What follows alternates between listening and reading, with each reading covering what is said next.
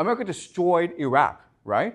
From 2003 into 2011, America was there destroying the country. America said that it would bring freedom, democracy. It would bring prosperity. It would bring wealth. But instead, it just destroyed the country.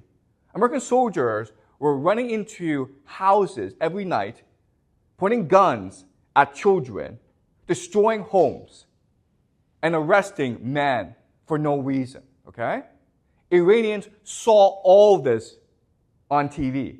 They heard about all this from neighbors, okay? So they know that if America comes, it's to destroy the country, not to bring freedom, democracy, not to bring prosperity, it's to destroy the country. That's why they're going to fight. Let's talk about the actual war. So here, most of this is speculation, okay? But I'm using speculation in order to help us better understand what a war would look like, okay? So let's pretend that it's March 2027, okay? And Trump goes on TV.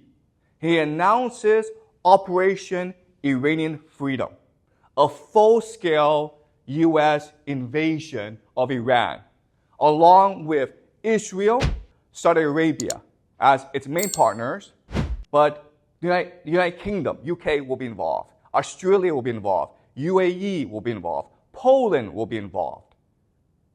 Okay, so you have many countries attacking Iran together. And Trump goes on TV and explains to the American public why the United States is fighting this war. Okay, and this is what Trump says. First, he says that for the past year, there have been violent protests in Iran. You have religious protests, you have political protests, you have ethnic protests. The Iranian people are sick of the Ayatollah. They are sick of the dictatorship. They want democracy. They want freedom. And in response, the Revolutionary Guard are killing thousands of protesters. Iran is on the brink of civil war. Therefore, the United States has an obligation to protect the people of Iran. Okay? The people of Iran are praying for freedom and democracy, and the United States, the world's greatest democracy, must give them democracy. Okay? So the first reason is freedom and democracy. Second, U.S. intelligence, along with Israeli intelligence, have discovered that for the past 2 years, Iran has been working very, very hard on developing a nuclear bomb. In fact, Iran is only 1 month away from having 3 nuclear bombs, so that New York City, San Francisco, and Los Angeles could all be destroyed. Okay? So to prevent this, we must strike first to stop Iran's nuclear program. Okay? Third,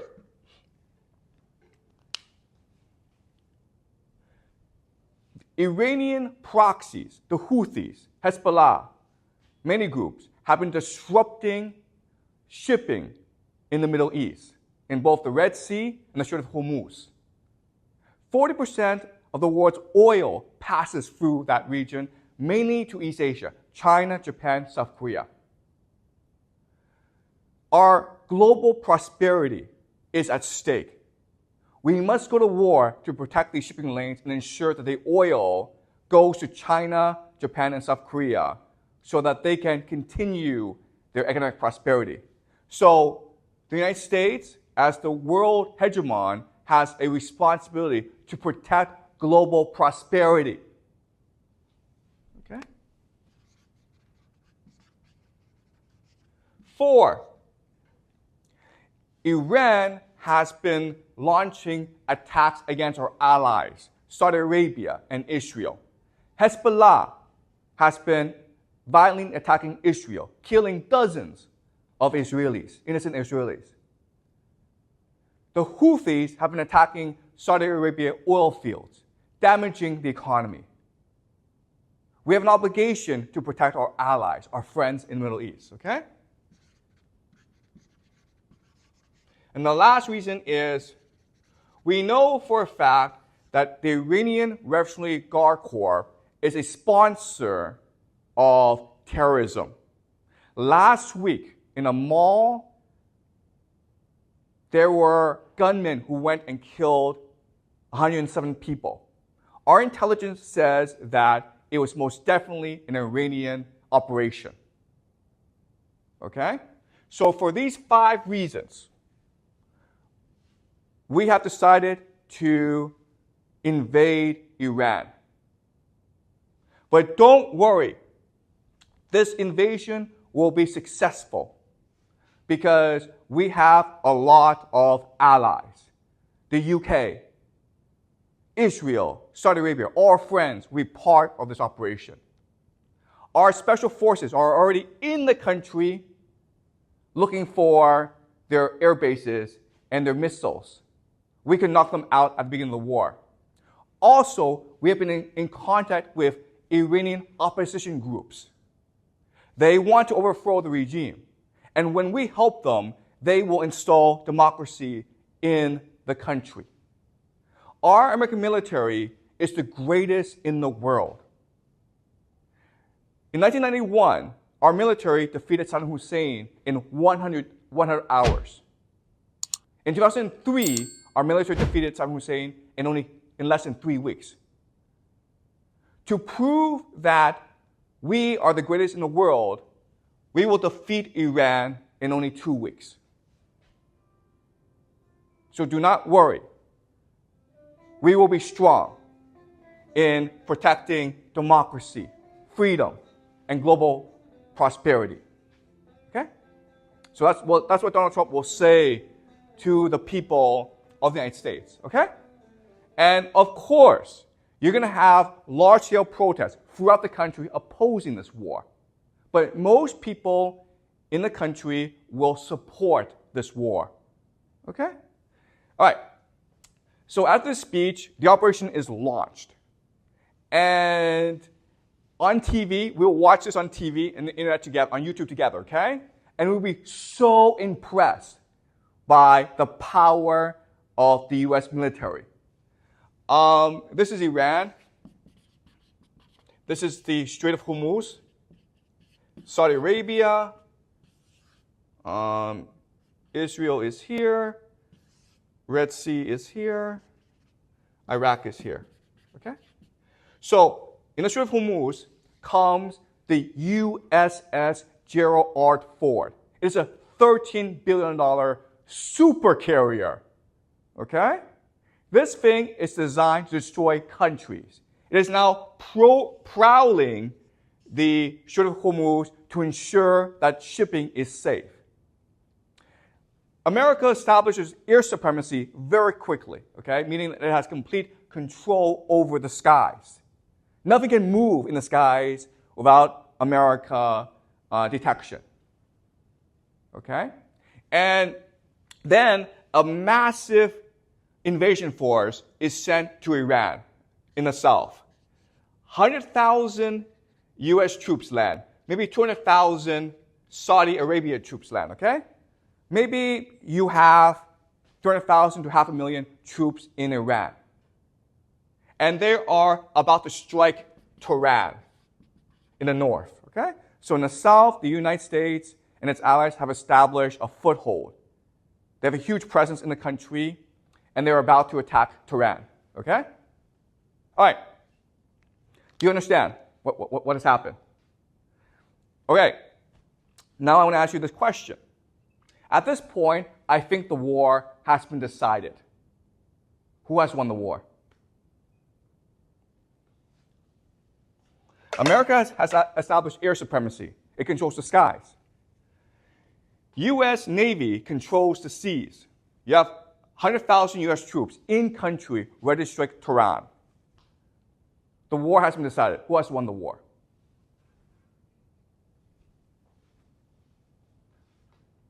Okay, obviously this is a trick question. Obviously Iran has won the war. Why? Why? What's the problem with this plan? Okay? This is typical American doctrine, shock and awe. This is how they fight wars. But there's a problem with this plan. What is it?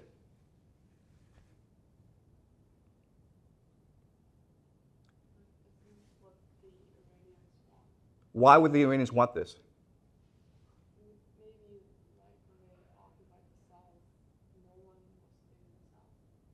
Okay, let's go back to traditional military doctrine, okay? In traditional military doctrine, you have three principles, right? Mass forces, avoid encirclement, protect supply lines, okay? These are three things you must absolutely obey if you are going to war, okay? So using traditional military doctrine, explain to me why the United States has lost the war right now. Exactly. First of all, they're encircled, okay? Do you know why? Because Iran are all mountains. It's a fortress, okay? Meaning that to get these troops into the country, you have to airdrop them, right? But guys, once you're in the country, you can't get them out of the country. You understand? Okay, so that's the first problem. They've been encircled, right? What's the second problem? They can't actually go north. Why not? Like it's too heavily defended because of both the mountains. That's right. And why else? And like it's very hard to move like tanks and equipment through mountains. Yeah, that's right, okay? So they failed to mass forces, okay? Iran is a population of 90 million people. You will need at least 3 to 4 million soldiers to even think about conquering the country. They've got 100,000 in this country, okay? And as Jack says, you can't move tanks through mountains. They're not designed for mountain warfare. What are you going to do? Okay? So they can't mass forces, and they've been encircled, and what else is a problem? And this is the biggest problem. Exactly. They cannot be resupplied, okay? They have no supply lines. For them to be resupplied, airplanes have to drop ammunition, food, into the country. But again, Iran is all mountains. So it's very easy for Iranians to shoot down the airplanes. Does that make sense? When you pass through mountains, you can't see what's on the ground. A random guy with a rocket launcher can just shoot down the helicopter, okay? Which is what the Afghans did against the Soviets in the Afghanistan war. And that's why the Soviets lost the war. A drone can take down any airplanes, okay? So, in other words, these guys are trapped. You think they're soldiers, but they're not. What they really are hostages. Okay? Does that make sense? You have too many people in the country, so you can't get them out of the country, but you don't have enough people to actually launch a strike against Tehran. You can't resupply them. And they've been encircled by Iranian forces. All right? Does that make sense? Okay? Okay. Now, the logic of having 100,000 US troops in the country is that once in the country, all the resistance to the regime will rise up and strike against Tehran. The Iranian army will mutiny against the country. Okay? That's the hope. Why do we think this won't happen?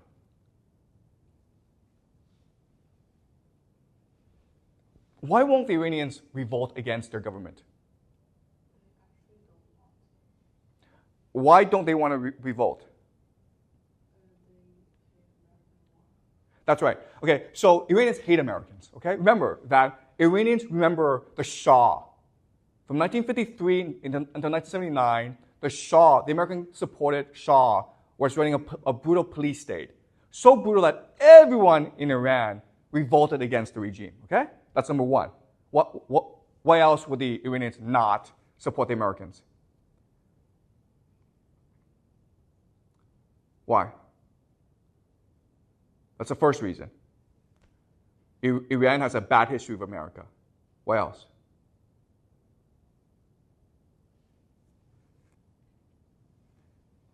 Guys, which country is next door?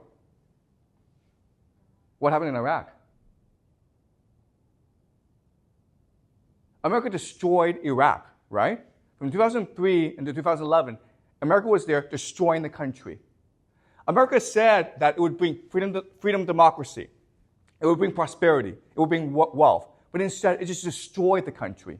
American soldiers were running into houses every night, pointing guns at children, destroying homes, and arresting men for no reason, okay? Iranians saw all this on TV. They heard about all this from neighbors, okay? So they know that if America comes, it's to destroy the country, not to bring freedom, democracy, not to bring prosperity, it's to destroy the country. That's why they're going to fight, okay? And another reason is that Iranians think that they belong to a great civilization. So they value their freedom and independence. Okay, does that make sense? They're not going to submit to a foreign conqueror. So, why else would the Iranians resist? Okay. Also religion, right? The Iranians are religious. They believe that America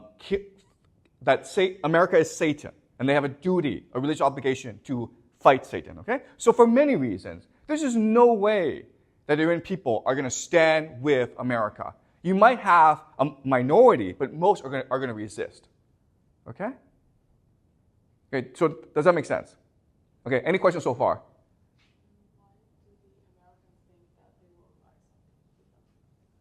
Okay, so that's a great question. Why would the Americans think that the Iranian people will rise up? And the answer is that they need to justify the invasion. Does that make sense? They have to have a logical explanation for why this invasion will succeed. Because one of the criticisms against them will be like, you need 4 million people to invade Iran. They don't have 4 million soldiers. They have at most 1 million soldiers, okay, total throughout the world. They have about 60,000 in the Middle East. So they can't get 1 million soldiers. So the only explanation is, okay, well, we're going to pretend that once we invade, the people of Iran will support us. Do you understand? So it's not based on truth, but it's a explanation for why the invasion will succeed. Does that make sense?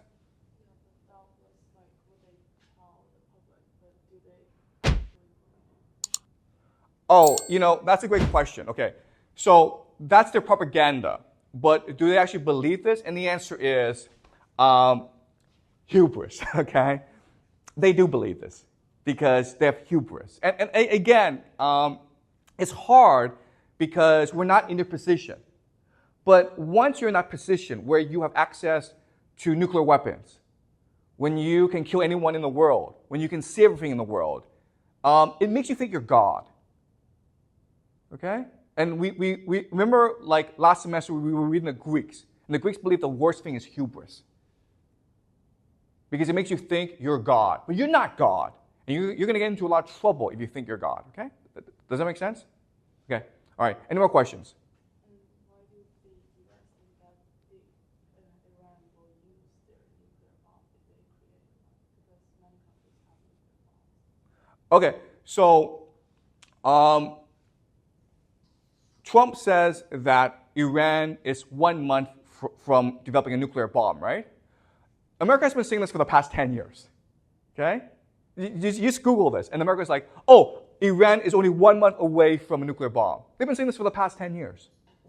So, do you understand? When Trump gives his speech, there's absolutely no evidence that any of this is true, okay? But this is how he will explain the invasion.